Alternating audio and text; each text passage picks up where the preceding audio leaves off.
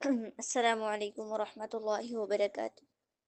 اعوذ باللہ من الشیطان الرجیم، بسم اللہ الرحمن الرحیم۔ سردیوں کے آداب۔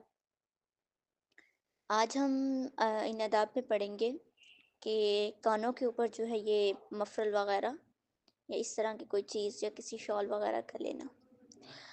اکثر یہ ہوتا ہے کہ ہم جو ہے کوئی کانوں کے اوپر مفرل یا کندھوں کے اوپر کوئی شال لے لیتے ہیں سردی کے اندر، تو وہ شال تو لے لیتے ہیں، لیکن یہ ہے کہ اس شال کا جو ہے پھر وہ ہم اس طرح سے پیچھے کی طرف سے گردن سے جو ہے کندھے پر جب ڈالتے ہیں تو وہ دونوں کندھوں پر جو ہے وہ لٹک رہی ہوتی ہے، ٹھیک ہے، ایک حصہ دائیں طرف اور دوسرا حصہ بائیں طرف۔ تو یہ جو ہے لٹکنی نہیں چاہیے، اس سے جو ہے ممانعت آئی ہے، بلکہ اس سے کراہیت بھی آئی ہے کہ جب آپ نماز پڑھتے ہوئے اس طرح سے کندھوں کے اوپر شال ڈال لیتے ہیں کہ اس کے دونوں سرے جو ہے وہ لٹک رہے ہوتے ہیں، تو اس سے جو ہوتا ہے نماز کے اندر خلل آتا ہے۔ جب آپ رکوع کرتے ہیں، جب آپ سجدہ کرتے ہیں، تو وہ شال جو ہے وہ بار بار آپ کے آگے آ رہی ہوتی ہے، ٹھیک ہے۔ تو جب وہ شال وغیرہ جو ہے آپ کے آگے آ رہی ہوتی ہے تو اس سے نماز کے اندر جو ہے وہ خلل آتا ہے، آپ کو بار بار اس شال کو پیچھے کرنا پڑتا ہے، تو کیا ہوتا ہے، مشکل ہوتی ہے۔ تو اس کو جو ہے صدل کہتے ہیں،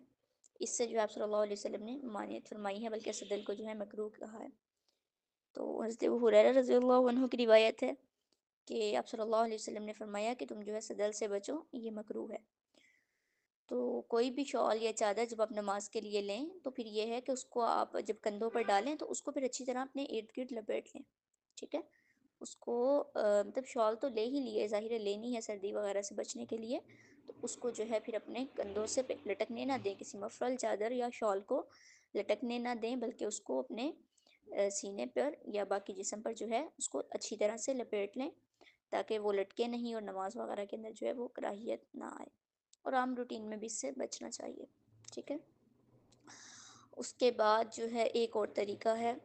کہ آپ جو ہے شال لیتے ہیں اور اس کو نیچے کی طرف سے باندھ لیتے ہیں، یہ اتنا مضبوطی سے اپنے جسم پہ لپیٹ لیتے ہیں کہ آپ کے ہاتھ وغیرہ کھلتے نہیں ہیں تکبیر کے لیے یا رکوع کے لیے یا سجدے کے لیے، آپ کے ہاتھ وغیرہ اندر ہل جل آپ نہیں کر سکتے، نہیں اتنا مضبوطی سے باندھ لیتے ہیں، تو اس سے بھی ممانعت فرمائی گئی ہے۔ ایک تو یہ یہود کا طریقہ ہے نیچے کی طرف سے اپنے شال کو باندھ لینا، ٹھیک ہے، اس سے بچنا چاہیے کہ جب آپ جو ہے وہ شال لے لیں گے، اس کو اپنے ارد گرد لپیٹ لیں گے، تو پھر آپ کے ہاتھ وغیرہ تو ہلیں گے ہی نہیں، آپ کیسے رکوع کریں گے؟ سجدہ کے لیے جب ہاتھ نکالنے ہوں گے یا آپ نے جب تکبیر کہنی ہے، تو آپ جب ہاتھ نہیں صحیح طرح سے نکال پائیں گی تو اس سے مشکل ہوگی، اس لیے اس سے بچنے کا کہا گیا ہے۔ تو جب بھی شال لیں تو ایک تو اس کو لٹکنے نہیں دینا، اس کو یا تو پیچھے کی طرف اچھی طرح سے باندھ لیں، ٹھیک ہے، لٹکائیں نہیں۔ دوسرا، اگر آپ اس کو لپیٹیں تو اتنا زیادہ زور سے نہ لپیٹیں کہ آپ کے ہاتھ وغیرہ نہ کھل سکے، یا اس کو نیچے کی طرف سے آپ لوگوں نے نہیں باندھنا، ٹھیک ہے، اس سے بھی ممانعت کی گئی ہے۔ اس کے بعد اس کے بعد تیسرے نمبر پر آ جاتا ہے کہ آپ نے جو شال لی ہوئی ہے وہ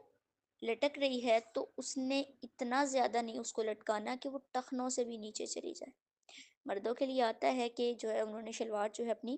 ٹخنوں سے اوپر رکھنی ہے، تو اسی طرح بدن پر جو بھی حصہ، جو بھی کپڑا موجود ہے بدن کے اوپر، اس کو ٹخنوں سے اوپر رکھنا ہے، ٹخنوں سے نیچے نہیں لٹکنے دینا۔ یہ اب آپ لوگوں نے نہیں کرنا، بلکہ اپنے گھر کے مردوں کو، اپنے والد کو، اپنے بھائیوں کو اس بارے میں بتانا ہے کہ آپ جو بھی چادر شال وغیرہ لیں وہ آپ کے ٹخنوں سے نیچے نہ لٹکے، یعنی اتنی لمبی نہ ہو، ٹخنوں سے اوپر اوپر رہے، ٹھیک ہے۔ عورتوں کے لیے تو یہ ہے نا کہ ٹخنوں سے جو ہے وہ شلوار نیچی رہے، لیکن اتنا بھی نیچی نہیں کہ وہ پھر نیچے لٹکنے لگ جائے، جتنا حصہ بتایا گیا ہے بس ٹخنوں سے نیچے تک ہی آپ کی شلوار ہونی چاہیے۔ تو جسم پر جو بھی کپڑا موجود ہو مردوں کا، اس کو ٹخنوں سے اوپر رکھنا ہے، نیچے نہیں لمٹنے دینا۔ اس کے علاوہ بھی ممانعت آئی ہے اس کی کہ ایسے کپڑے پہننے سے منع کیا گیا ہے کہ جو زمین پر لٹک رہے ہوں، یعنی آپ جب چل رہے ہوں تو اس کا حصہ جو ہے وہ زمین پر لگ رہا ہو۔